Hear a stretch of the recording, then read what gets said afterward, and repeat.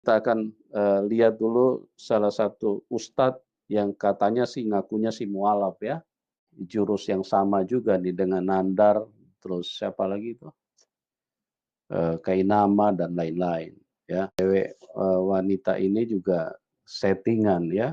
Kalau saya Kristennya karena Kristen dari lahir, karena bapak saya, ibu saya, kakek saya Kristen semua. Lalu saya sekolah pendeta. Dan sekolah pendeta itu bukan hanya pendeta-pendetaan. Bukan hanya satu dua loh yang ngaku-ngaku mualaf, tapi ternyata kalau dicek kebenarannya ternyata mereka Islam dari lahir. Yang sangat menyolok, yang itu memang bertentangan dengan Alkitab itu sendiri. Anda nih kayaknya mungkin Anda, mohon maaf ya, kayaknya sekolah sih mungkin, saya nggak tahu sekolah di mana nih. Apa pernah sekolah apa gimana nih? Jadi contoh kalau sudah mulai belajar kitab Wahyu dan Daniel, itu aneh-aneh. Padahal kitab Wahyu dan Daniel itu kalau di Alkitab ya, itu berbicara tentang nubuatan yang sudah lewat, yang sekarang dan yang akan datang. Dan nubuatan di dalam kitab Wahyu dan Daniel itu termasuk nubuatan akan munculnya Islam. Sejak kapan? Om Maksi. Namanya siapa sih, Maksi ya? Iya, Maksi Daeng ya. Nah itu yang memang tidak dipelajari oleh pendeta-pendeta yang lain. Makanya sekarang setelah saya masuk Islam, saya sudah 21 tahun jadi pendeta. Katanya Islam sih Alkitab berbahasa apa tuh? Berbahasa Minang, ya. Dihapus sama gubernurnya. Apa? Tahun 2014 itu. Masuk Islamnya. Masuk Islamnya, iya. Di Masjid Istiqomah, Balikpapan. Balikpapan. Jadi kependetaan saya pegang wilayah di Papua waktu itu. Jadi pertama saya ditugaskan di Kabupaten Biak Numfor. Mungkin masih ada KTP-nya ya, kalau nggak salah. Jadi posisinya waktu itu memang sebagai pendeta yang sudah sangat dikenal. Jadi kok seluruh Papua sampai sekarang mereka itu kenal siapa nama pendeta Maksi Daeng. Hanya waktu saya masih kuliah ambil S1, kebetulan ada fotonya ya ini. Ini S1-nya kan itu. Kedua mata kuliah yang saya sudah tanda tanya. Jadi sejarah Kristen pada waktu itu, dan soal kealahan Yahweh. Kalau kita belajar dari bahasa aslinya yang kita pelajari pada waktu itu memang ada kontradiksi yang sangat berbeda. Kependetaan kami belajar bahasa Aramaik, bahasa Hebrew atau bahasa Ibrani, dan bahasa Greek atau Yunani. Dalam pendalaman Alkitab itu sendiri, makanya setelah saya menambahkan pendidikan, saya berangkat ke Manila waktu itu, saya berani menanyakan bahwa, Sir, ya, so I believe that Jesus Christ is not God. Because according of what he said, that he is just the messenger of God.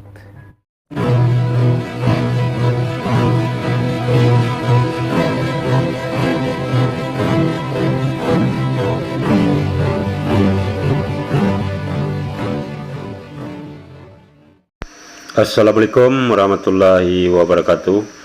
Alhamdulillahillazi hadana lihaza wa ma kunna linahtadiya laula an hadanallah.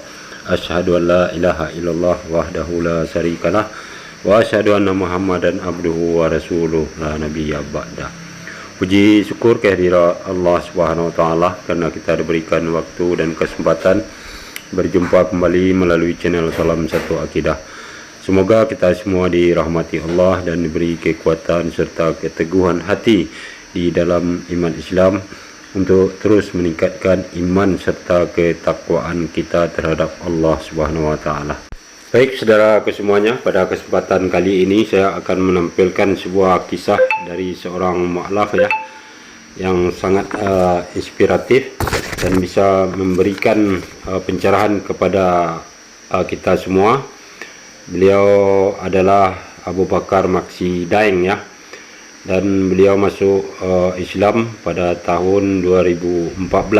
Walaupun sudah 7 tahun berlalu ya sampai saat ini beliau menjadi seorang mu'alaf, namun cerita dan kisah perjalanan beliau untuk menjemput hidayah tentunya bagi kita umat muslim ini menjadi suatu kekaguman ya terhadap beliau, dan tentunya juga bisa memberikan inspirasi bagi kita untuk terus meningkatkan keimanan kita kepada Allah Subhanahu wa taala.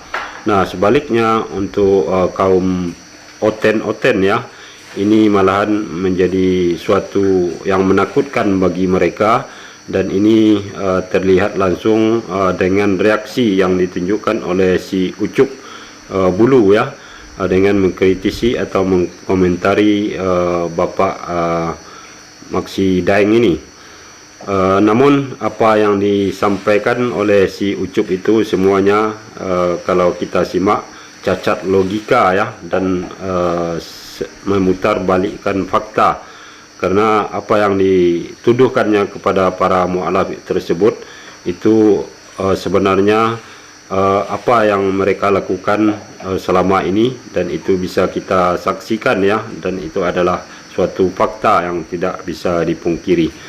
Dan bagaimana si Ucup ini mengkritisi mu'alaf Pak Abu Bakar ini, kita akan dengarkan terlebih dahulu ya, dan setelah itu nanti saya akan memutarkan video kesaksian atau cerita dari Pak Abu Bakar ini.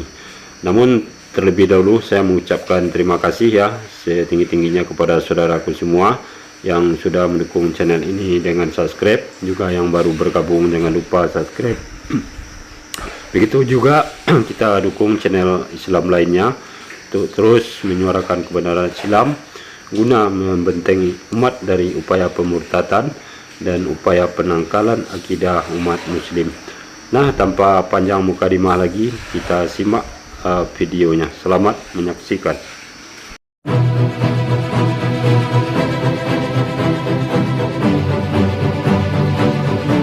Oke, pada malam hari ini kita akan lihat dulu salah satu ustadz yang katanya sih ngakunya si mualaf ya.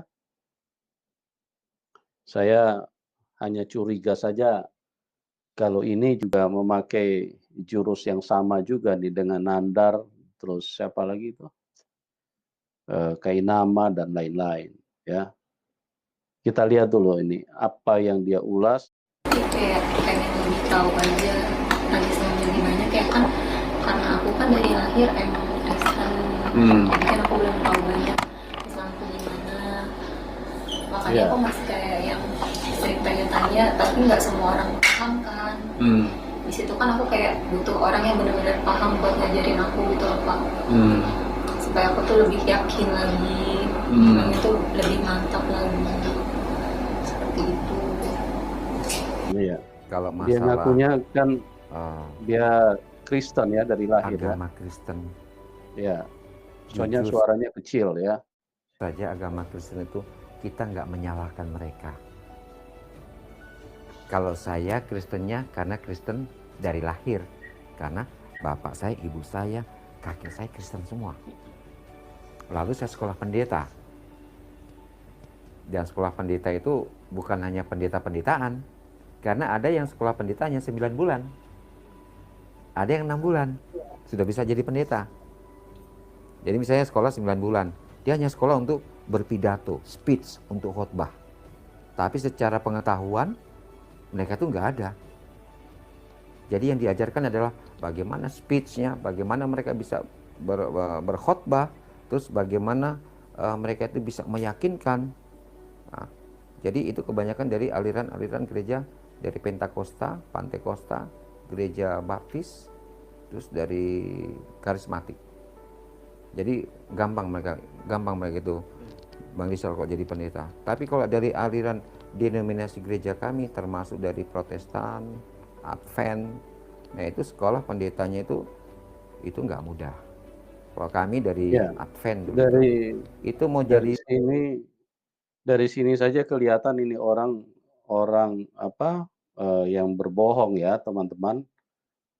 Kenapa dia berbohong? Karena untuk mendapatkan pendeta itu bukan melalui sekolah.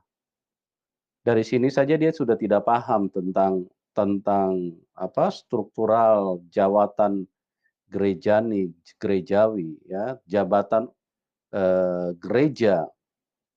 Dia tidak paham ya. Dari sini saja kelihatan ini orang settingan, atau mungkin orang yang dulu bukan apa-apa dan dia tidak paham tentang kekristenan, mumpung mendapat kesempatan di dalam Islam, karena sudah banyak bukti seperti kayak Yahya Waloni kan mendapatkan angin surga, angin kencang, angin segar dari mana-mana.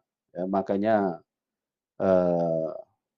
mungkin dia kepengen sih, kalau saya lihat sih kepengen kayak Yahya Waloni juga. Cuma ini orang stylenya agak lembut, ya. Orang-orang yang tidak pernah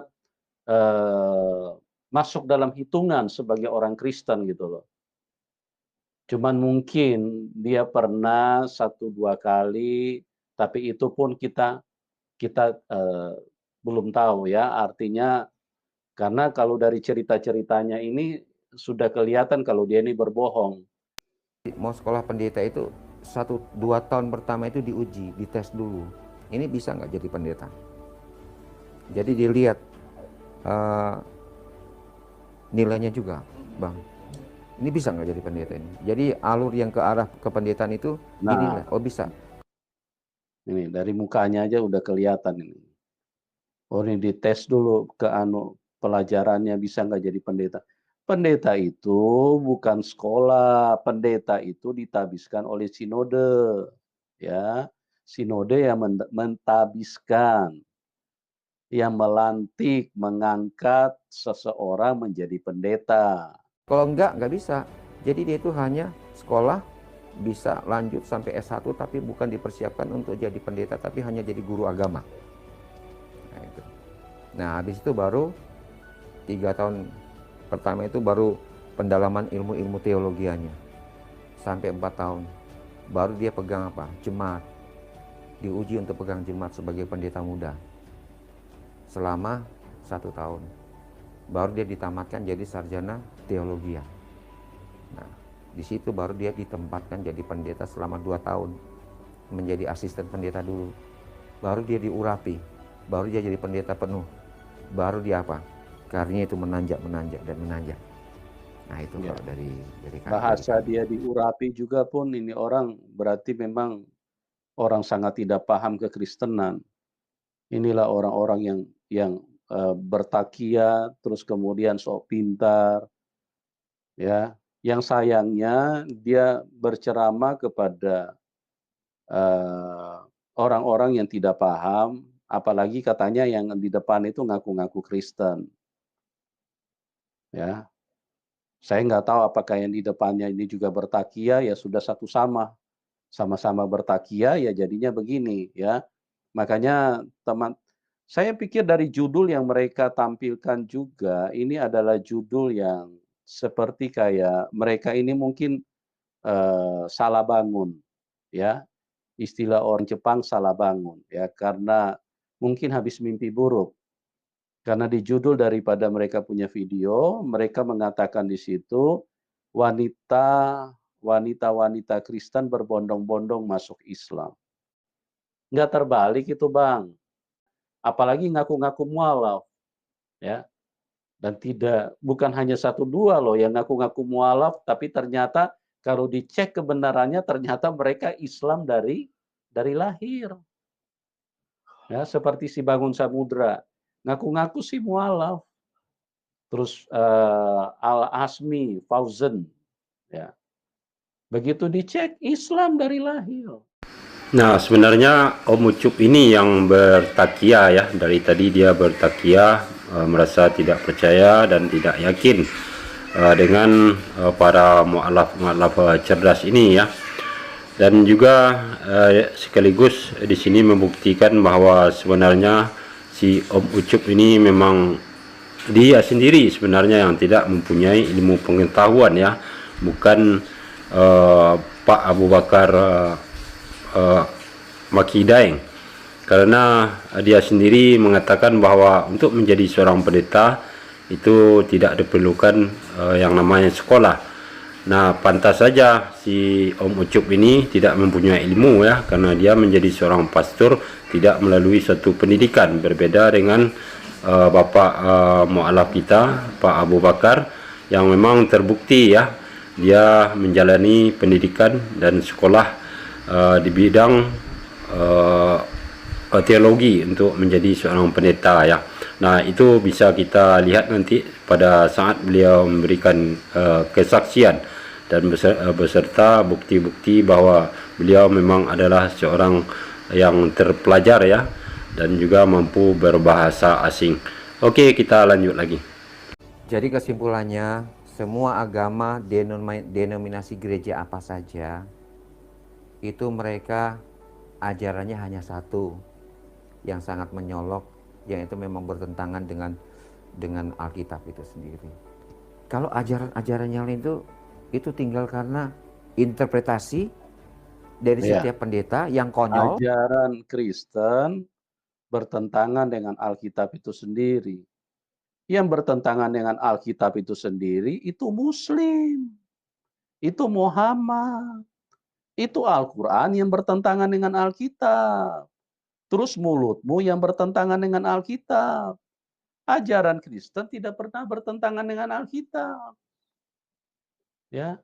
Dari mana kita khotbahkan ajaran Kristen? Kan dari Alkitab. Anda ini katanya sih ngaku-ngaku, katanya pendeta. Tapi kalau dilihat sih dari cara bicara Anda nih, kayaknya mungkin Anda, mohon maaf ya, kayaknya sekolah sih mungkin, saya nggak tahu sekolah di mana nih. Apa pernah sekolah, apa gimana nih? Ya. Cuma karena mungkin modal sudah bisa berbicara, apalagi mungkin sudah bisa hafal 1-2 ayat bahasa Arab. Nah, terus dikasih kesempatan, apalagi sih ngaku-ngakunya katanya sih dari pendeta. Pendeta mana, Bos? Ya, tunjukkan dulu gereja mana Anda jadi pendeta. Begitu. Nah, dari pernyataan si Ucup ini dari tadi ya, ini sekali lagi membuktikan bahwa dia ini memang bukanlah orang yang berpendidikan ya, tetapi menuduh orang yang tidak bersekolah, karena pernyataannya tadi mengatakan bahwa Alkitab tersebut tidak ada bertentangan dengan ajaran Kristen. Ini menandakan bahwa dia sendiri tidak paham Bibel ya, sehingga tidak mengetahui bahwa sangat banyak sekali di dalam Bibel itu sendiri bertentangan ayatnya satu sama lain dan saling kontradiksi sesuai yang dikatakan oleh Bapak mu'alaf kita tadi ya. Kemudian juga dia mengatakan bahwa Pak Abu Bakar orang yang tidak berpendidikan, entah sekolah entah tidak katanya.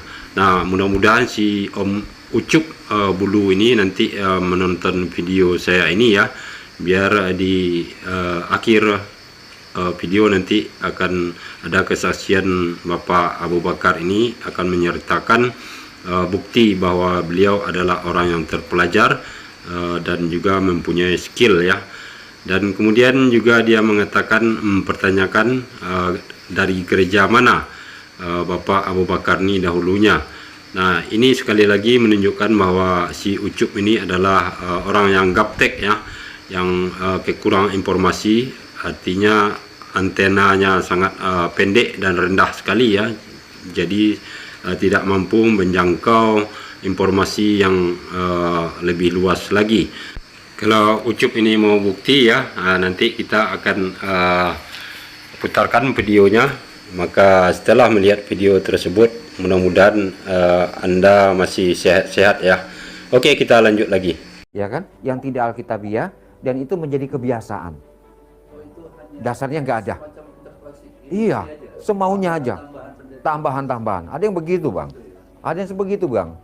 Jadi contoh kalau sudah mulai belajar kitab Wahyu dan Daniel, itu aneh-aneh. Padahal kitab Wahyu dan Daniel itu kalau di Alkitab ya, itu berbicara tentang nubuatan yang sudah lewat, yang sekarang dan yang akan datang. Dan nubuatan di dalam kitab Wahyu dan Daniel itu termasuk nubuatan akan munculnya Islam setelah Yesus Kristus, atau setelah Nabi Isa kita menyebutnya alaihissalam, atau setelah saya katanya nubuatan di kitab Wahyu, Daniel, nubuatan yang membicarakan akan datangnya Islam. Sejak kapan? Om Maksi. Namanya siapa sih, Maksi ya? Iya, Maksi Daeng ya. Nah, Abu Maksi sudah pakai nama Abu sekarang ya, Ustadz Abu. Ya. Sejak kapan kitab Wahyu menubuatkan Muhammad? Sejak kapan mau kitab Wahyu menubuatkan Islam? Ini tambah ngaco, mutar gunung Himalaya kayaknya ya. Kalau dulu mereka pakai si kayak nama pakainya Yesaya. Sekarang dia sudah pakai Wahyu. Tapi cuma ngoceh doang. Dia tidak menunjukkan ayatnya yang mana. Inilah ya. Makanya teman-teman yang muslim, kami mengasihi Anda ya. Janganlah menjadi orang yang mudah ditipu. Ini ustadz begini, ustadz penipu, tidak ada dalilnya, dia bicara omong kosong. Terserah kalian lah. Kalau kalian memang mau senang dibohongin, silakan. Beginilah ya, kalau lidah itu memang tidak bertulang dan ini dimanfaatkan oleh si Ucup memutar balik fakta. Apa yang dituduhkannya itu sebenarnya itu adalah kelakuan ya mereka selama ini yang bisa kita buktikan dan lihat selama ini di YouTube khususnya. Dan dia mengatakan bahwa tidak ada nubuatan untuk Nabi Muhammad di dalam Bible. Nah, ini sekali lagi membuktikan bahwa si Ucup ini sendiri memang tidak tahu tentang isi dari kitab yang diyakininya ya, karena hanya bermodalkan terjemahan. Coba sesekali dicek ke original teksnya bahasa Ibrani, maka di situ akan Anda temukan ya. Karena orang-orang yang menyatakan hal tersebut adalah orang-orang yang mau belajar, mau mencari tahu, dan mau membuat suatu perbandingan, maka mereka akan menemukan kebenaran tersebut. Oke, kita lanjut.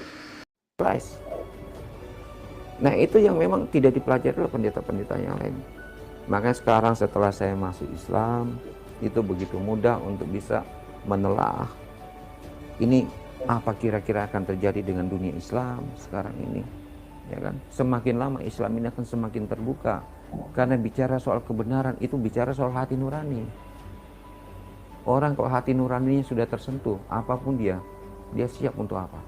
Untuk kehilangan apa saja, karena apa saja itu di belakangnya dia itu seperti tidak ada manfaat, malah dianggap seperti sampah. Saya jadi pendeta. Saya sudah 21 tahun jadi pendeta. Katanya Islam sih sesuatu yang paling terbuka. Lihat dulu lah ke Arab Saudi sana. Tidak ada gereja yang diizinkan dibangun di sana. Justru yang terbuka itu adalah kekristenan. Yang tidak pernah ada ketakutan untuk disaingi.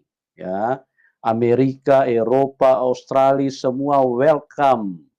Mau yang dari Muslim karena berantem, karena ribut dari sana, karena tekanan dari satu kelompok dan kelompok yang lain, mereka larinya kemana? Ke tempat-tempat orang Kristen, ya.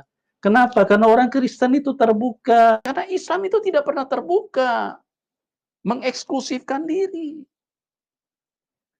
Itu. Lalu kan belum lama tuh tahun kemarin itu ada aplikasi internet Alkitab berbahasa apa itu? Berbahasa Minang, ya. Dihapus sama gubernurnya. Apa salahnya? Gitu loh. Apa salahnya?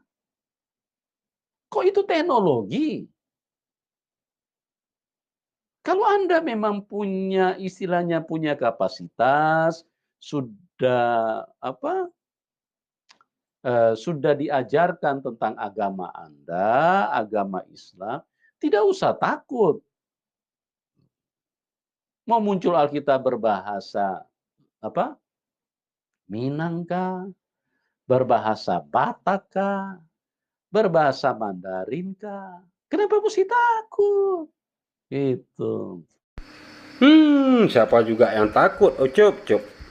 Jadi kalau bicara tuh mikir ya. Jangan bicara terbawa hela nafas saja, jadi tidak jelas apa yang dikatakan itu tidak berkualitas ya. Karena Anda mengatakan bahwa pernah dahulu di internet atau di Play Store dibuat Bible berbahasa Minang. Nah, di sini apakah Anda tidak bisa menempatkan sesuatu pada tempatnya? Apakah Anda tidak mengukur rasa terhadap keyakinan orang-orang Minang ya, karena setiap orang mempunyai hak untuk menentukan pilihannya, dan perlu juga Anda ketahui bahwa kita adalah bangsa Indonesia, sudah mempunyai bahasa yang satu, yaitu bahasa Indonesia. Seluruh rakyat Indonesia paham akan bahasa Indonesia tersebut. Jadi tidak perlu lagi Anda membuat-buat bibel berbahasa daerah, apalagi yang berbahasa Minang. Untuk Om Ucup ketahui ya, bahwa orang Minang itu rasa yang dikedepankan, karena orang Minang tersebut semuanya adalah cerdas-cerdas. Ibaratnya seperti halnya seekor ayam yang hitam ya, warna hitam terbang malam. Itu orang Minang sudah tahu membedakan jantan atau betinanya. Jadi Anda salah kaprah bila memaksakan keyakinan Anda kepada orang Minang tersebut. Itu makanya ketika itu ditolak mentah-mentah dengan banyak alasan ya, artinya Anda masuk ke rumah orang tanpa permisi dan Anda tidak mengetahui bagaimana kondisi di rumah orang tersebut. Jadi lebih cerdas sedikit ya, Om Ucup, gunakan rasa dan jangan gunakan emosi Anda. Itu Om Maksi ya. Kalau bertakia ya sedikit lebih pintar lah. Jangan cuman kalau saya lihat si ceramah ini kayaknya si settingan supaya apa? Sama-sama sih supaya untuk apa? Islam lebih laku lagi di pasaran. Bersainglah, berkompetisilah yang sehat. Jangan menfitnah, jangan menjelekan, jangan menjatuhkan keyakinan orang. Ya. Kalau kami menanggapi itu hanya karena kalian yang keterlaluan. Kalian yang menista kami. Kalian terus menyuarakan kebohongan terhadap merendahkan Alkitab, merendahkan Tuhan Yesus. Tuhan Yesus adalah Tuhan mutlak. 0,0000000 miliar saja itu tidak bisa berganti di dalam hidup kami. Dia adalah Tuhan. Kenapa kalian muncul terus berkata dia bukan Tuhan? Apa urusannya dengan kamu? Gitu loh. Kenapa umat Muslim berani meneliti Bibel itu? Karena memang sudah diberitahu oleh Allah Subhanahu Wa Taala di dalam Al-Quran ya, bahwa Injil tersebut sudah dirubah-rubah dengan tangan mereka ya. Itu makanya kami umat Muslim mencari tahu kebenaran tersebut, apa iya apa tidak. Maka dari situlah dasarnya kenapa umat Muslim meluruskan ajaran di dalam Bibel memang yang sudah tercampur ya dengan tulisan-tulisan manusia yang tidak bertanggung jawab. Bukan merendahkan tetapi meluruskan. Kemudian kalau Anda mengatakan Yesus itu Tuhan, itu sekali lagi membuktikan Anda cacat logika ya. Karena Tuhan Anda adalah Yesus. Yesus itu adalah wujudnya manusia, punya kepala dan punya tangan, punya kaki. Artinya yang mempunyai definisi seperti itu adalah manusia. Manusia adalah makhluk ciptaan, bukan Tuhan. Jadi berpikir itu lebih cerdas lagi ya Om Ucup ya. Jadi apapun komentar yang disampaikan oleh si Ucup ini mengkritisi para mu'alaf khususnya, itu tidak sesuai dengan fakta ya. Karena kenyataannya begitu banyak orang-orang yang cerdas yang memeluk agama Islam. Dan biar tak terkesan kita mengada-ada sebagai umat Muslim bahwa para mu'alaf tersebut adalah orang yang berpikir dan orang-orang cerdas, sekaligus juga adalah orang-orang intelektual ya. Maka kita akan dengar dan saksikan bersama bagaimana cerita dari mu'alaf Bapak Abu Bakar Maksi Daeng ini. Dan sekaligus para oten ya bisa membedakan kualitas penjelasan dari Pak Abu Bakar dengan komentar yang disampaikan oleh si Ucup tadi di dalam mengkritisi para mu'alaf.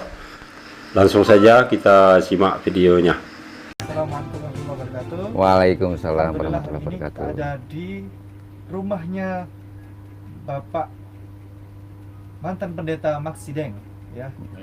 Alhamdulillah kami hari ini itu hasil dari petunjuk Ustadz Insan Mokoginta bahwa beliau pernah berpesan agar saya bersilaturahim ke rumah beliau waktu masih hidup ya. Kemudian sampai beliau meninggal saya masih belum bisa bersilaturahim ke sini. Alhamdulillah sekarang kami hadir ke sini bertemu dengan beliau. Nah, Pak Maksideng ya. Iya. Sekarang ganti nama katanya. Iya, jadi setelah saya resmi masuk Islam, karena saya masuk Islamnya itu di Masjid Istiqomah Balikpapan, dan Balikpapan. iya, dan guru saya waktu itu yang memberikan masukan, saya lebih cocok dikasih nama Abu Bakar waktu itu. Masya Allah. Iya, Abu Bakar. Tahun Dan berapa itu? tahun 2014 itu Masuk Islamnya. masuk Islamnya, iya, Di masjid di Masjid Istiqomah Balikpapan. Balikpapan. Jadi ya setelah saya dari Balikpapan itu, saya coba mau ganti nama sesuai dengan nama mualaf yang diberikan kepada saya. Tapi setelah saya coba tanya di pengadilan, dan waktu itu saya coba tanya di pengadilan Jakarta Pusat di Gajah Mada, itu nggak mudah untuk ganti nama, karena semuanya harus diganti. Jadi menyangkut nanti KTP, lalu akte, ijazah, bahkan anak-anak nanti, ya kan. Nah, itu semuanya itu butuh waktu lama dan tidak mudah. Nah, apalagi memang untuk saat ini seperti anak saya yang tertua. Anak yang tertua saat ini kan namanya Gracia Vini Deeng. Di mana itu? Dan alhamdulillah dia tadinya kuliah di Unpad, ngambil kedokteran, dan saat ini dia sementara meneruskan koasnya di Unsrat di Manado. Iya, dan yang kedua juga ngambil hukum, itu Joshua Deeng, Anak dari waktu masih Kristen. istri pertama yang dokter. Nah, jadi saya punya istri pertama itu dokter, ya kan. Nah, kami akhirnya pisah bukan karena ada sesuatu kesalahan antara mantan istri saya dan saya, tapi memang waktu itu situasi keadaan dari keluarga yang masuk terlalu jauh karena hanya masalah pekerjaan, yang singkatnya waktu itu organisasi yang memutuskan akhirnya, karena saya ditugaskan waktu itu di Papua, saya sementara tugas di Papua waktu itu, dan tugas kependetaan, saya pegang wilayah di Papua waktu itu. Jadi pertama saya ditugaskan di Kabupaten Biak Numfor. Nah, mungkin masih ada KTP-nya ya, kalau nggak salah.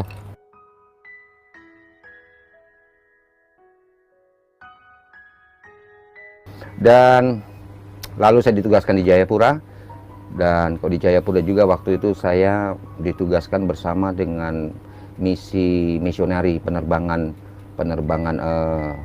aviation yang ada di Jayapura waktu itu. Jadi saya juga pernah merasakan bagaimana menjadi co-pilot, ya kan, bawa pesawat kecil itu yang masuk ke pedalaman-pedalaman untuk mengantarkan obat-obatan, makanan, dan pakaian-pakaian. Nah, jadi memang kalau dari misi gereja itu kelebihan kita punya aviation. Ya, punya aviation. Itu Pak. Itu yang kita sebenarnya harus bisa imbangi. Karena untuk daerah-daerah terpencil yang di atas itu kita nggak bisa terobos. Kita hanya di pesisir pantai kebanyakan kita bergerak. Nah itu. Nah jadi di Papua saya waktu itu ya sempat cukup lama. Saya tugas di Biak, saya tugas di Jayapura, lalu di Manokwari, bahkan sampai ke Timika, Jayapura. Waktu itu. Jadi posisinya waktu itu memang sebagai pendeta yang sudah sangat dikenal. Jadi kok seluruh Papua sampai sekarang mereka itu kenal siapa nama pendeta Maksideng. Mereka pasti Jadi, paham. Suatu saat bisa kita ajak kembali ke Papua ya? Bisa, Insya ya Allah kan ya? bisa, insya Allah bisa. Jadi kok dulu saya sebagai pendeta, nah insya Allah ke Papua Misi bukan lagi berbeda sebagai sekarang. pendeta, misinya sudah berbeda. Sudah ini ya. Iya. Alhamdulillah.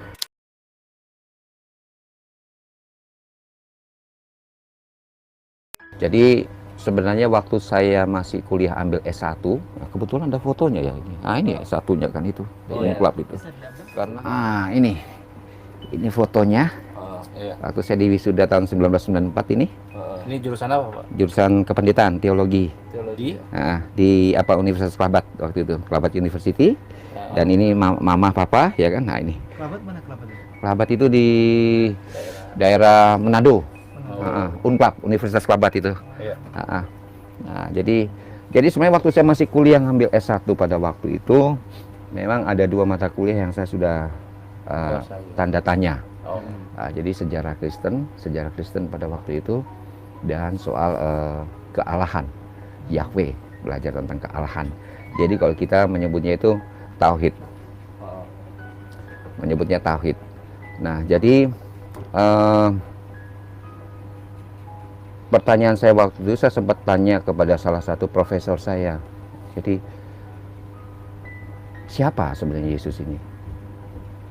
Kalau kita belajar dari bahasa aslinya yang kita pelajari pada waktu itu memang ada kontradiksi yang sangat berbeda.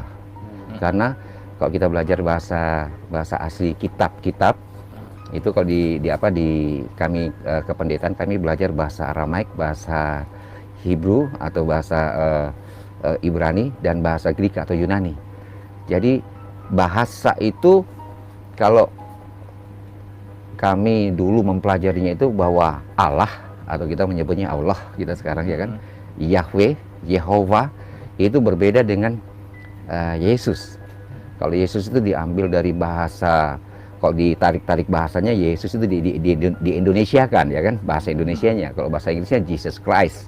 Ya, Jesus Christ. Kalau dalam bahasa Yunaninya atau bahasa Greece itu Theokreo. Nah, kalau bahasa Hebrew atau bahasa Ibraninya ya Jehosia Amasya. Dari nama-namanya ini sudah berbeda sebenarnya. Jadi Jehosia Amasya bahasa Ibraninya, lalu Theokreo bahasa Yunaninya, Jesus Christ bahasa Inggrisnya, Yesus Kristus yang dibahasakan Indonesianya, dengan Yahweh atau Yehova itu bahasa aslinya dari nama dan artinya sudah berbeda. Nah, jadi intinya sebenarnya bahwa dalam pendalaman Alkitab itu sendiri, makanya setelah saya menambahkan pendidikan, saya berangkat ke Manila waktu itu. Saya sempat berangkat ke Manila, menambah pendidikan di Manila. Dan saya tanya juga kepada profesor saya di sana bahwa saya berani menanyakan bahwa Sir, ya, so I believe that Jesus Christ is not God, because according of what he said, that he is just the messenger of God.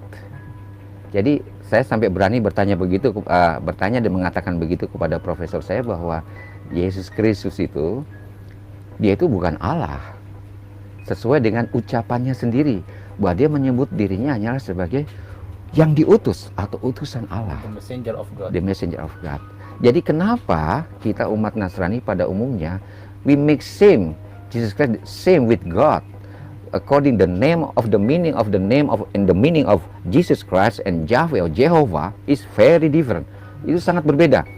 Makanya profesor saya mengatakan itu betul. That's right. Jadi loh, ini guru saya sendiri mengatakan itu betul apa yang kamu ucapkan. Berarti ucapan saya yang memberikan penjelasan bahwa Yesus itu memang bukan sama dengan Allah atau sama dengan Allah kita menyebutnya. Dia hanyalah sebagai yang diutus. Dan itu ayatnya jelas. Bahkan begitu banyak ayat yang ada di dalam Bible, di dalam Alkitab. Nah, ini ada Alkitab saya ini. Ini sudah 30 tahun lebih mungkin ini Alkitab. Nah, ini ada ini. Ini sudah. Jadi contoh ya, saya ambil misalnya di dalam kitab ini. Jadi makanya mereka nggak berani sangkal kalau saya ngomong udah pakai ini Alkitab ini aja udah bisa. Mereka sangkal. Contohnya seperti ini. Di dalam Injil Yohanes, di dalam Injil Yohanes pasal 17. Ini sampai sudah saya coret-coret ya kan, udah kayak begini udah. Dan ini sudah terbang-terbang nih, ini apa ini Alkitab ini, walaupun dalam bahasa Indonesia. Nah ini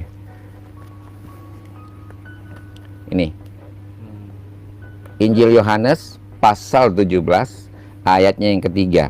Doa Yesus untuk murid-muridnya. Saya sampai sudah hafal, walaupun saya nggak hafal semua. Doa Yesus, ya, inilah hidup yang kekal itu, bahwa mereka mengenal Engkau satu-satunya Allah yang benar, dan mengenal Yesus Kristus yang Engkau sudah utus. Doh, kalau ini doa dan ucapan daripada Yesus sendiri yang mengajarkan bahwa inilah hidup yang kekal. Jadi kalau pengen mendapatkan kehidupan yang kekal, ingin mendapatkan surga, ingin mendapatkan firdaus, yang hanya satu yang kalian harus tahu, yang kalian harus kenal, yang kalian harus sembah itu siapa? Yahweh, yaitu siapa? Allah. Dan mengenal Yesus yang sudah diutus. Jadi di zamannya Yesus sendiri mengatakan kalau ingin mendapatkan kehidupan yang kekal, hanya percaya dan menyembah hanya kepada siapa? Allah. Atau dalam bahasa Ibrani itu Yahweh atau Yehovah. Dan mengenal Yesus yang sudah diutus. Dan di dalam kitab Injil yang ada di tangan saya ini, tidak ada satu ayat pun yang mengatakan bahwa Yesus itu sama dengan Allah, sama dengan Allah. Gak ada.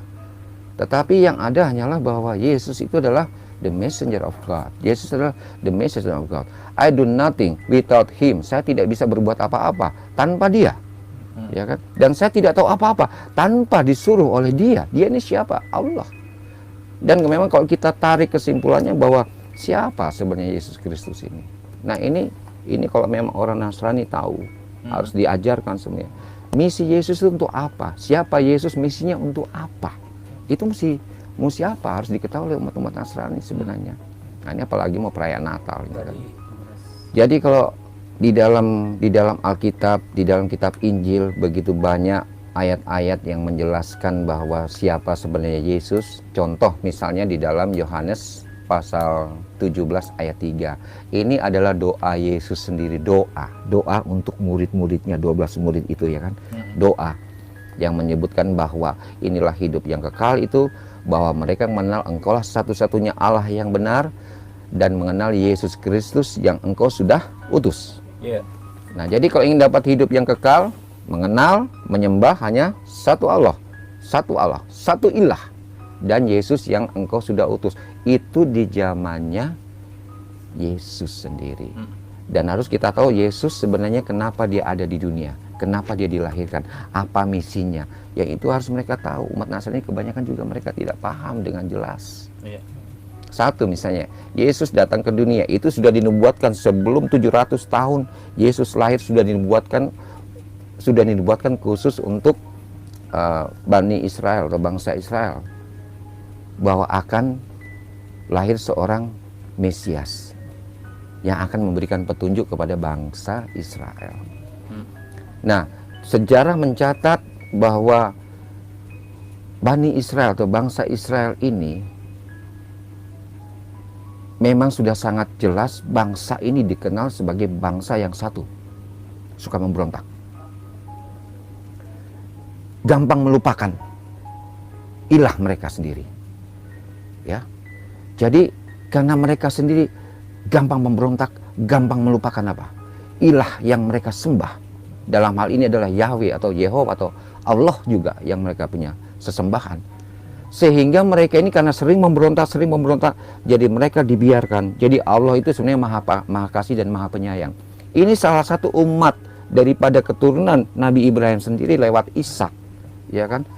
Petunjuknya sudah diberikan, tetapi mereka sering memberontak, sering melanggar aturan-aturan, sehingga mereka menjadi bangsa yang terhina.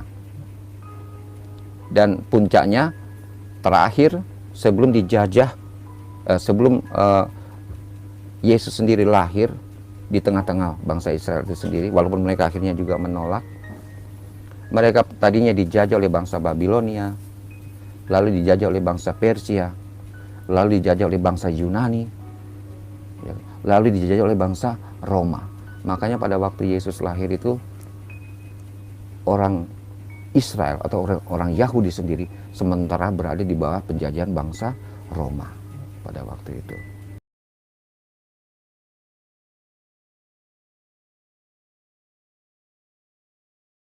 Saya berpikir, baik waktu saya menambahkan studi lanjut, mendapatkan pendidikan lanjut di Manila, saya kembali, lalu saya berpikir bahwa ternyata apa yang diajarkan selama ini ada kekeliruan. Tapi pada waktu itu saya masih berpikir, ya sudah, saya jalani dulu, saya bekerja dulu sebagai pendeta. Dan biasanya orang yang masih muda, ya kan, Saya juga waktu ditamatkan S1 saya dapat IP, ya kan. Saya ditamatkan cum laude waktu itu. Nilai saya 3, sekian, saya mendapatkan cum laude. Lalu saya berangkat ke Manila, melanjutkan pendidikan di sana. Jadi dengan saya kembali pulang dari Manila itu ada merasa kebanggaan tersendiri. Dan kebanggaan itu yang membuat saya kemana-mana itu, saya termasuk bisa dikatakan pendeta artis mungkin ya. Di mana saya hadir itu saya bisa buat orang gampang menangis, ya kan, ya.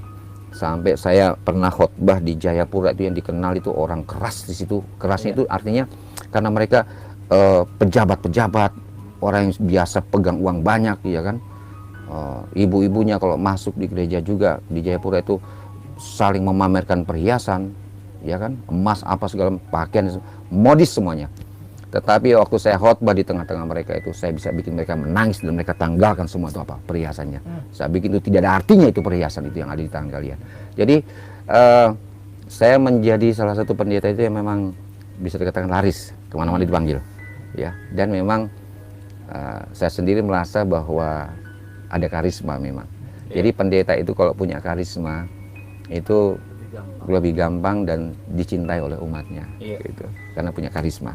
Nah, jadi klimaksnya itu saya sudah berpetualang, ya. Inilah salah satu mungkin untuk saya sendiri. Allah sudah memberikan jalan keluarnya untuk saya, petunjuk kepada saya. Tetapi saya masih mencengnya ke dunia.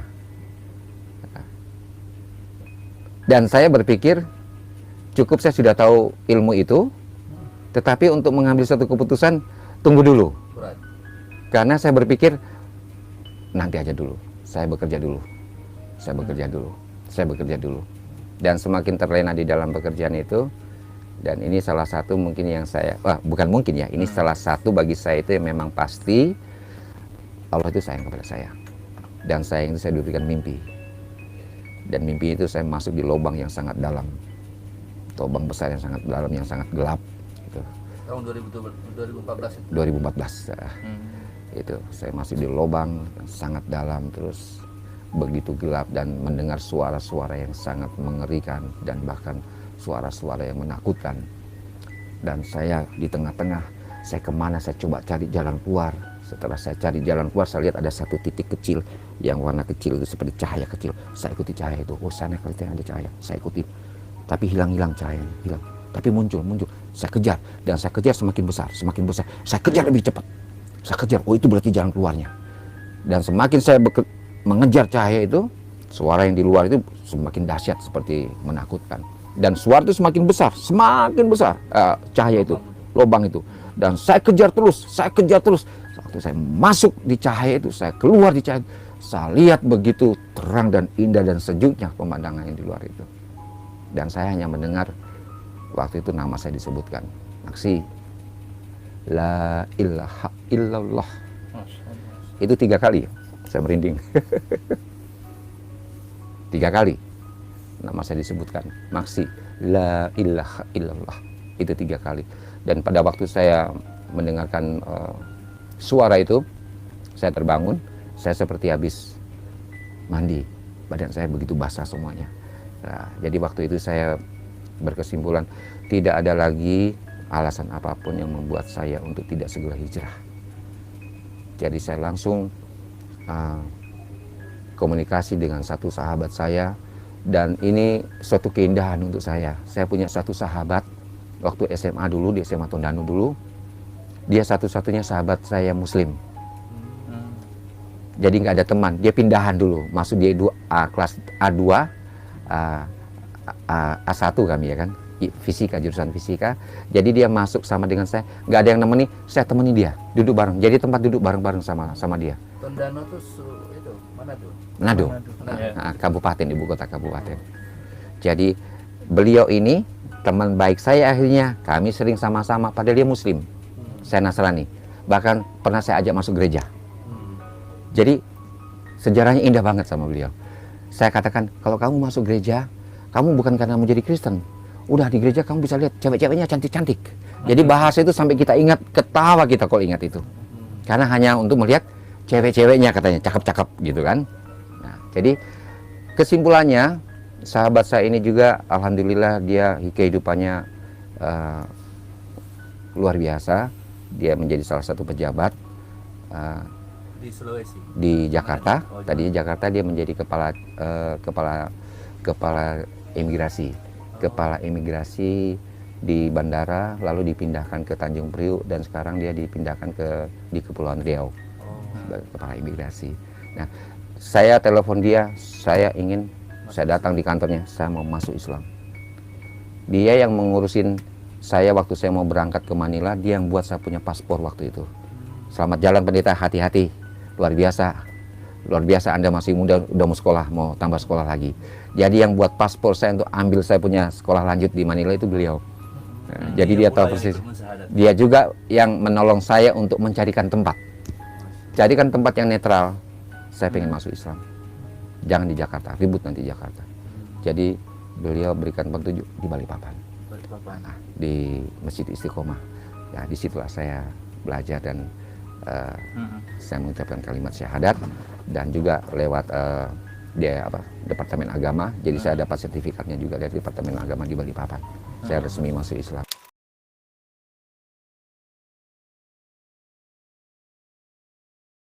Yang benar itu adalah kitab-kitabnya Allah. Itu bagi saya. Kitab-kitabnya Allah itu ya Torah, Zabur, Injil, ditutup kitab suci Al-Quran. Nah, bukan kebetulan, dan saat ini kitab suci Al-Quran itu siapa yang memegang? Itu dipegang oleh umat Islam. Jadi makanya orang kalau nggak masuk Islam pasti nggak selamat. Karena tidak ada lagi petunjuk yang diberikan. Semuanya sudah lewat. Baik Taurat, Zabur, Injil, ini sudah lewat. Karena sudah ada zaman-zamannya. Allah sudah mengutus nabi-nabinya sesuai dengan zaman-zamannya. Dan sekarang ini kita di zaman yang penghujung, tidak ada nabi lain dan tidak ada lagi wahyu lain yang diberikan selain wahyu yang diberikan oleh Allah kepada hambanya yang terakhir, yaitu siapa? Nabi Muhammad SAW. Jadi kalau dikatakan sekarang siapa yang benar? Yang benar yang pegang kitab suci Al-Quran, dan saat ini mereka umatnya disebut umat Islam sesuai dengan bahasa. Artinya Islam itu orang yang patuh dan taat, yang memegang kitab suci dan ajaran yang diberikan oleh hamba Allah yang terakhir, dan tidak ada lagi hamba Allah selain dia, yaitu siapa? Nabi Muhammad SAW. Jadi makanya tanpa enter masuk ke dalamnya untuk mengakui Nabi yang terakhir, kitabnya, dan sesembahannya itu siapa? Hanya satu, yaitu siapa? Allah. Maka tidak ada orang yang pasti akan masuk ke dalam apa? Surga.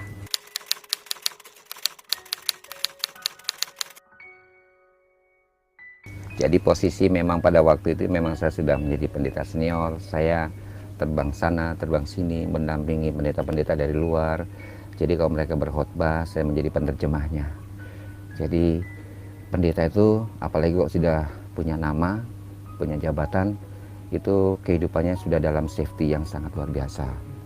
Jadi mereka mendapatkan segala macam fasilitas perumahan, fasilitas kesehatan, fasilitas pendidikan. Bahkan kalau anak-anak mampu juga untuk sekolah di luar negeri, mereka juga berikan itu tunjangan-tunjangan seperti itu. Jadi kalau saya dulu khotbah, laptop sama tas untuk pegang uang itu, justru laptop itu lebih ringan daripada tas duit itu ya. Dan itu duit itu kalau mereka berikan kepada pendeta itu uang-uang yang baru, uang yang luar biasa karena penghargaan kepada hamba Allah, kepada Bapak berani tinggalkan itu semua. Ya. Jadi ya itu semua bisa saya katakan saya tinggalkan tanpa ada rasa penyesalan sedikit pun. Karena bagi saya uang, kekayaan, ini semua kan akan dihancurkan di dunia ini. Tapi akan kita bawa adalah perjalanan kehidupan kita yang akan selalu dicatat.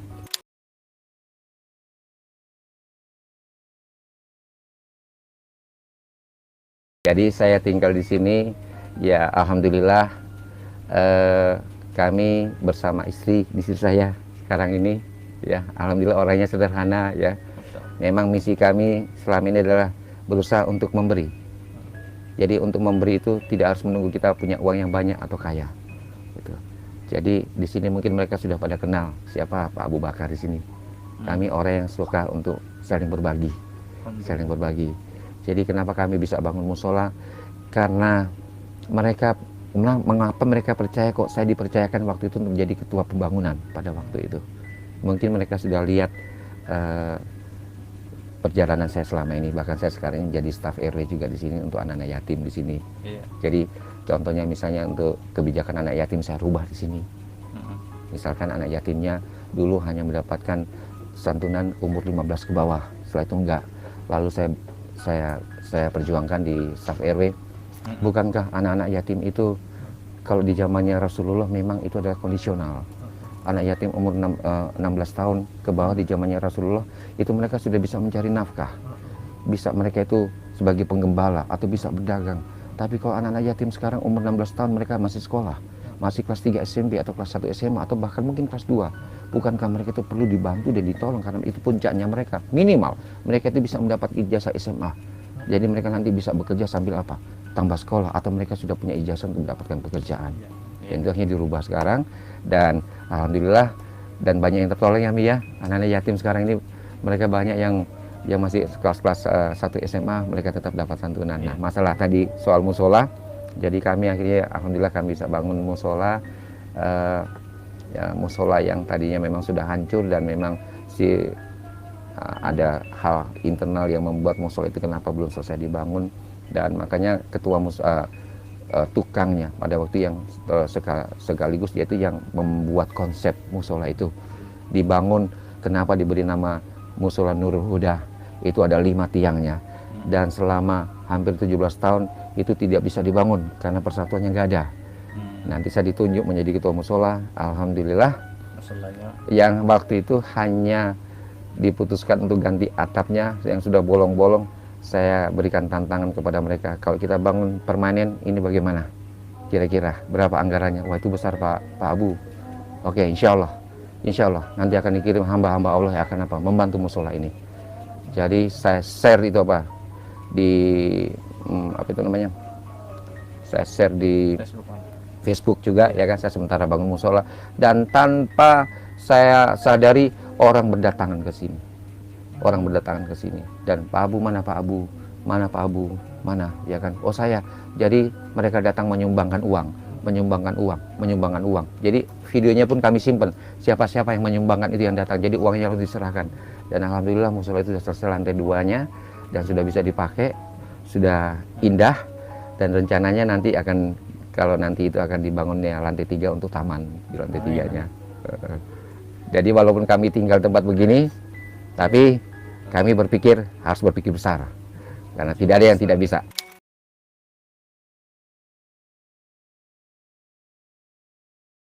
Alhamdulillah saya tidak punya hutang di situ ya, karena saya tidak mengkristenkan kalau waktu itu ya.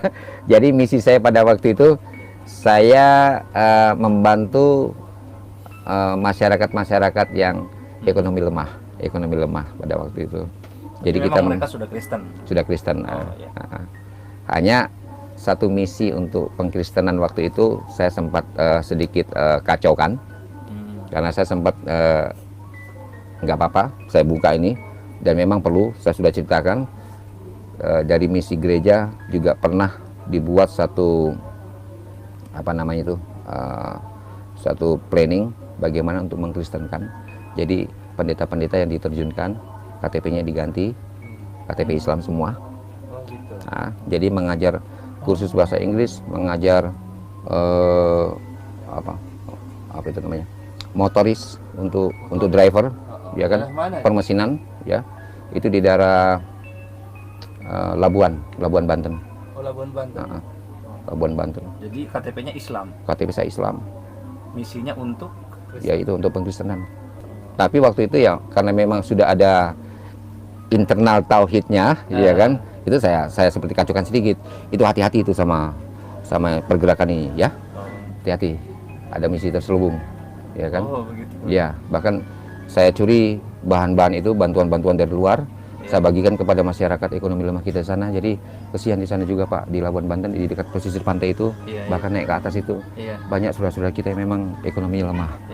Jadi kita bantu di situ, dan saya katakan bahwa ini tidak ada misi lain karena saya bagikan ini untuk membantu kepada bapak dan ibu.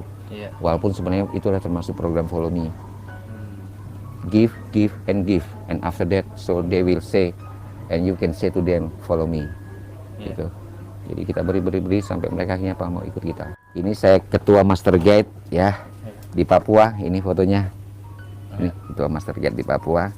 Ini waktu di Papua. Nah, ini foto-foto waktu saya tamat ya. Ini teman-teman saya di Manila. Ini. Tunggu. Nah, ini waktu saya kuliah lalu. Ini di Manila. Nah, ini waktu saya S1-nya ya, masih ada ini fotonya. Masih gampang, Masya Allah.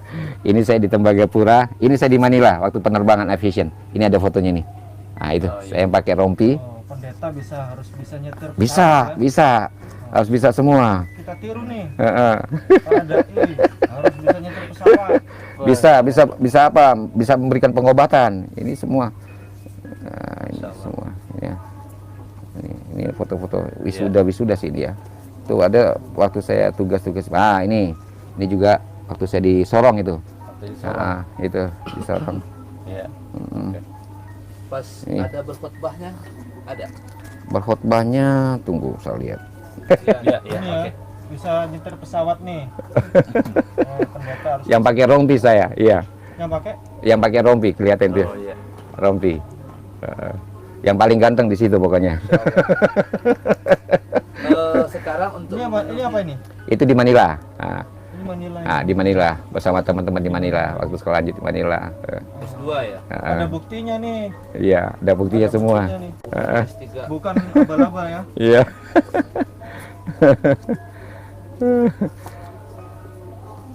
Ini nih. Selamat datang Bapak Wali Kota Madya Manado. Saya pendetanya. Dalam peresmian gedung SD SMP Aceh. Ini Bapak masih di pendetaan. Iya. Yang mana, kiri atau kanan? Ini yang ini kanan saya. ini ya? Sudah nikah nih Pak? Waktu itu belum itu. Belum. Iya, jadi ini saya jadi apa?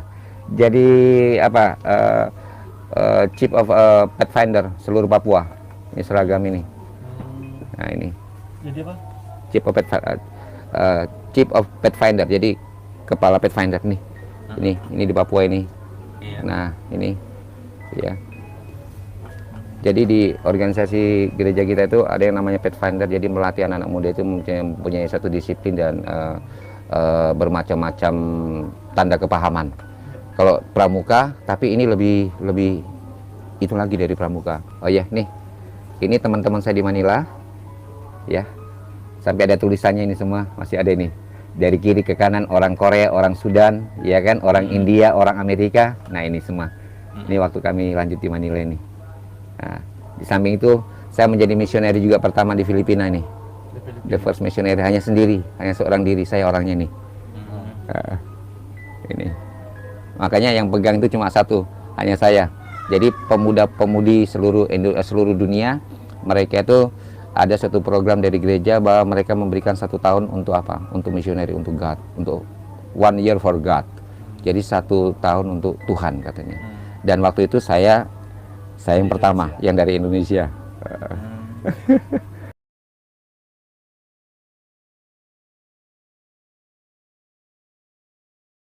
Saya percaya bahwa apapun yang saya jalani itu pasti atas izin Allah. Jadi dari saya nggak punya pekerjaan, tadinya saya coba di sini bekerja sebagai pedagang kue. Saya pernah dagang kacang hijau, saya bikin baknya sendiri. Karena sempat ada beberapa teman-teman yang mengatakan bahwa mungkin kamu akan dibantu. Nah, jadi saya sendiri pada waktu itu saya tidak berharap untuk mendapatkan bantuan karena saya sendiri menyadari bahwa sebenarnya kita sebagai umat Muslim ini memang kita harus tangguh, kita harus tangguh, kita harus bisa mandiri. Makanya saya coba jual makanan, jual kue. Saya pernah juga jadi kuli, dan waktu saya kerja seperti itu saya diketawain, ya kan, karena mungkin dilihat dari mungkin muka dan tangan kaki, mereka pasti tahu saya nggak biasa kerja seperti itu. Tapi saya tetap coba, saya tetap coba mengerjakannya. Saya pernah alami hal seperti itu, jadi kuli. Tapi karena mungkin ini orang nggak biasa kerja ya kan, mungkin malah bikin ngerecokin pekerjaan mereka, jadi saya diberhentikan. Iya. Nah, lalu saya kerja yang lain, saya coba dagang kue. Saya dagang kue dari Senin, pasar Senin kue-kue saya ambil, lalu kita dagang keliling ya. Lalu dari situ tetap coba cari pekerjaan yang lain. Nah, ijazah S2 saya itu nggak berarti, karena masalahnya jaringan saya itu adalah jaringan semua Nasrani. Iya. Kalau mungkin saya mau kerja dan itu masuk ke lokasi atau area Nasrani, percuma. Berarti kalau begitu saya masuk Islam, ya kan? Iya. Jadi Mulai dari nol lagi. mulai dari nol saya cari apa saja begitu, lalu saya coba, oh ya saya kan bisa bawa mobil. Coba saya mau cari-cari tempat yang bisa itu bisa apa? Driver. Dan alhamdulillah saya ada satu rental mobil di Pramuka. Jadi waktu saya ke situ, saya dites, oh ya saya diterima. Jadi sopir rental. Sampai hari ini. Ya enggak. Jadi dari situ saya 3 bulan saya dipercaya di situ. Lalu saya harus menjemput orang-orang yang dari luar negeri. Rental itu rupanya sudah bekerja sama dengan jaringannya sudah luar biasa. Bahasa Inggris Ya, saya bisa bahasa Inggris. Jadi saya harus menjemput orang-orang dari luar karena saya bisa berkomunikasi bahasa Inggris. Nah, dari situ lumayan ya kan, karena saya harus jemput keluarga orang-orang yang dari luar. Jadi kalau mereka selesai itu saya diberikan fee tambahan gitu. Tapi setelah 5 bulan di situ BPJS memakai mereka, rental Victory ini pinjam karena mereka kekurangan driver, kekurangan sopir.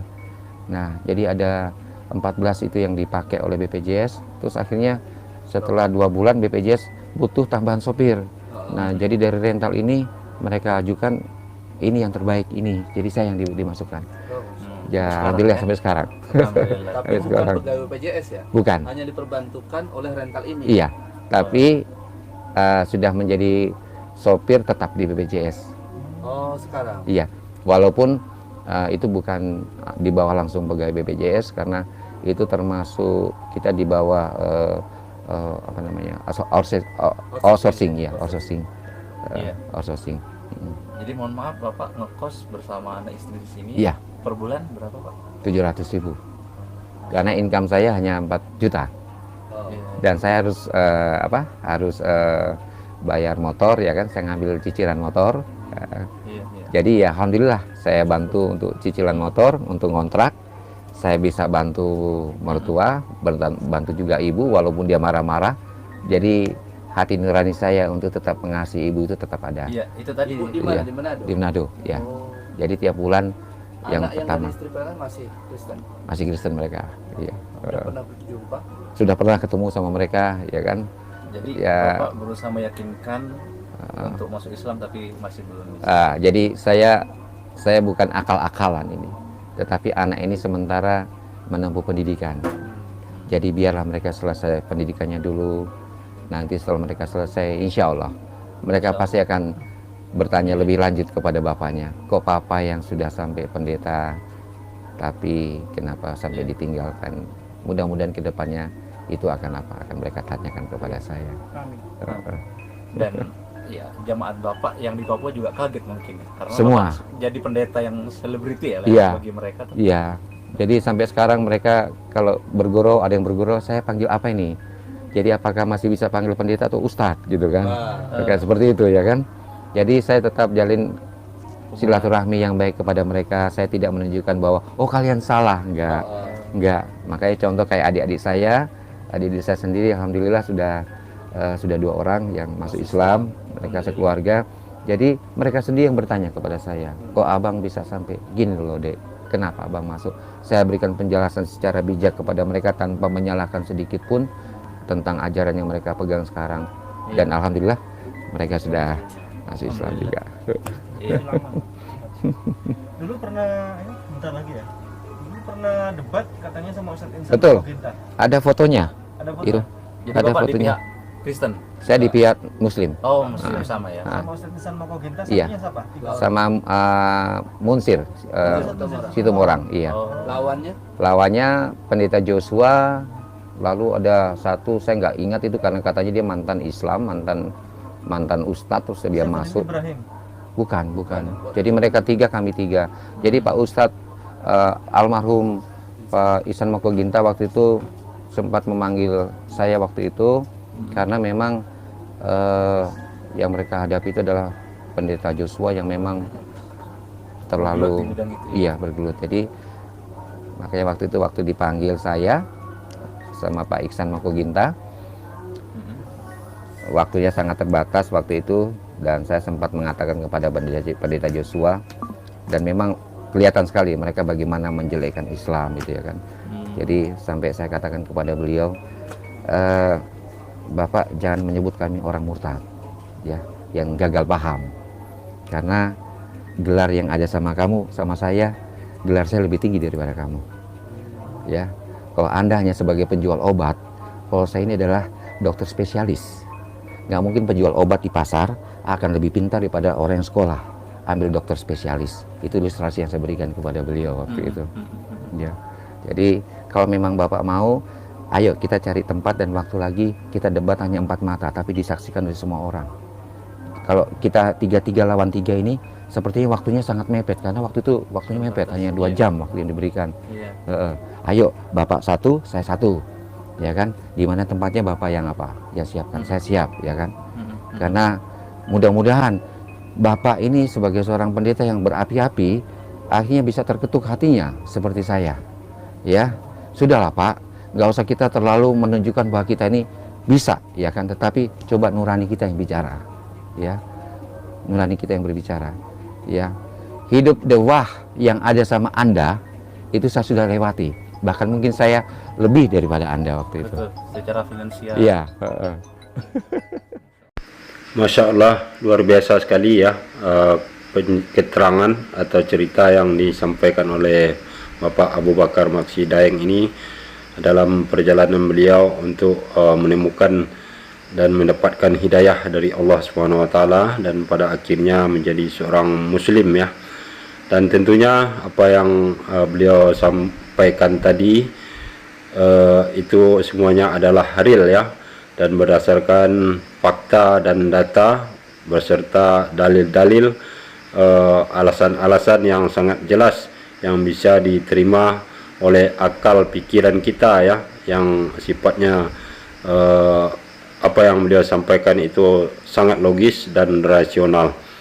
Berbeda dengan kritisan yang dilakukan oleh si Ucup ya terhadap beliau tadi, semuanya itu hanyalah berdasarkan asumsi dan rasa tidak nyaman atau kegelisahan dia melihat begitu banyak pada akhir-akhir ini orang yang masuk agama Islam menjadi mu'alaf ya, mulai dari kaum milenial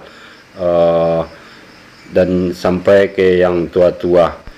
Dan tentunya ini tidak lepas dari hakikat Allah ya, yaitu kehendak Allah yang berlaku di sini, karena manusia boleh-boleh saja mempunyai kemauan dan keinginan, tetapi pada hakikatnya kehendak Allah yang akan berlaku kepada seseorang itu ingin merubah kehidupan manusia tersebut ya. Juga di dalam soal keyakinan melalui hati mereka, maka Allah akan menggerakkan hatinya untuk mencari kebenaran, mencari Tuhan yang benar. Dan ini adalah fakta dan real ya, yang tidak mungkin bisa dibantah oleh siapapun juga. Nah, demikianlah saudaraku semuanya, mudah-mudahan cerita dari Bapak Abu Bakar Maksi Daeng ini bisa memberi motivasi dan inspirasi juga kepada yang lain ya, untuk segera bangun dari tidur panjangnya, untuk menggunakan akal pikiran yang logis. Dan tidak lupa tentunya kita mendoakan Bapak Abu Bakar Maksi Daeng ya, untuk tetap dibimbing oleh Allah SWT dalam keimanan Islamnya. Juga insya Allah akan selalu dilindungi oleh Allah SWT ya. Mudah-mudahan video ini bermanfaat bagi kita semua. Terima kasih. Assalamualaikum warahmatullahi wabarakatuh.